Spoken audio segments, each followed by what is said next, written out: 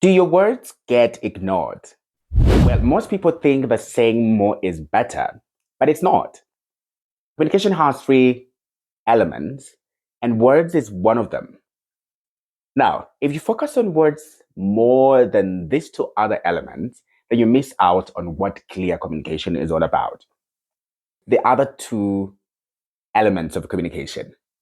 Number one, this is according to Mehrabian's theory, body language comes in number one at 55%. Now, body language is basically how to use your body gestures to communicate.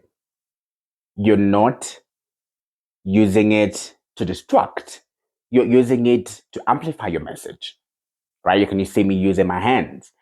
There's a way you use your facial expression, especially when you're trying to communicate a certain type of emotion. There's a way your facial expression should align with the message. If you're happy, you gotta be smiling. If you're mad, you might have a grin or you something just that makes people know you are not happy.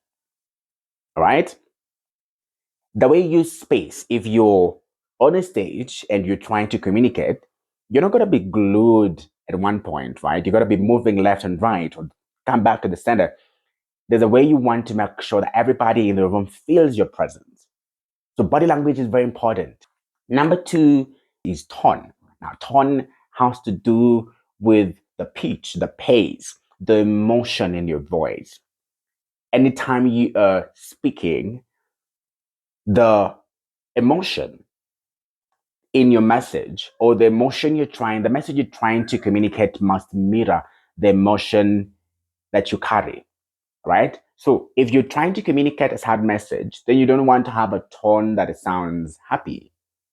If you're trying to communicate something happy, don't have a sad tone, right? So you want to make sure that the emotion you have in your voice, it mirrors the message to avoid confusing people. And number three, of course, this is where words come in. This is exactly knowing what to say, not saying too much to distort the message, but just saying enough to pass the message, using as few words as possible to communicate as much as you can.